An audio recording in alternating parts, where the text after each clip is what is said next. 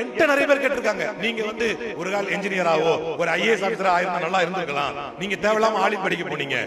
எங்களுக்கு முதன்மையும் எங்களுக்கு உயிராக நேசிக்கக்கூடியதும் முதலில் மார்க்கம். இந்த மார்க்கம் தான் என்னை மனிதனாக்கும். இந்த மார்க்கம் தான் என் பெற்றோரை மதிக்க வைக்கும். இந்த மார்க்கம் தான் என்னுடைய பெரியவர்களை மதிக்க வைக்கும். இந்த மார்க்கம் தான் என்னுடைய சிறியவர்கள் மீது இரக்கம் காட்ட வைக்கும்.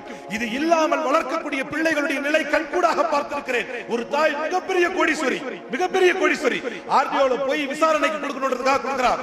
சீனியர் சிட்டிசன்ஷிப் ஆக்ட்ல என் புள்ள எனக்கு வந்து முறையான பராமரிப்பு தருவதில்லை, மெயின்டெனன்ஸ் தருவதில்லை, சீராட்டி பாராட்டி வளர்த்து கோடிக்கணக்கான சொத்தில் வைத்து ஒரு பிள்ளையை வளர்த்தும் அவனிடத்திலே மார்க்கம் இல்லாத காரணத்தினால், அவனிடத்திலே அல்லாஹ்வுடைய தூதரின் பயம், அல்லாஹ்வுடைய தூதர் சொன்ன மார்க்கத்தின் பயம் இல்லாத காரணத்தினால் மிம்பரில் ஏறும்போது சொன்னார்கள், பிள்ளைகளை சொல்லி வளருங்கள். அல்லாஹ்வுடைய தூதர் மிம்பரில் ஏறும்போது ஜிப்ரீல் சொன்னார்கள், அஹதுஹுமா அவ் கிலாஹுமா, இருவரோ இருவரில் ஒருவரோ உங்களிடத்தில் வயோதிகத்தை அடைந்து அவர்களை நீங்கள் பராமரிப்பதன் மூலமாக நீங்கள் உங்கள் பாவங்கள் மன்னிக்கப்படவில்லை என்றால் அவன் நாசமடையட்டும் என்றார்கள் ஜிப்ரீல். ரசூல் ஸல்லல்லாஹு அலைஹி வஸல்லம் ஆமீன் சொன்னார்கள். ஜிப்ரீல் சொன்ன ஆளும் பவர்ஃபுல்லானவர், ஆமீன் சொன்னவங்களும் பவர்ஃபுல்லானவர். இந்த மார்க்கத்தை நீங்கள் மக்களுக்கு சொல்லாமல் வளர்த்தக்கூடிய விளைவுதான் முஸ்லிம் சமூகத்திலே அவ்வளவு பெரிய பிரச்சனை.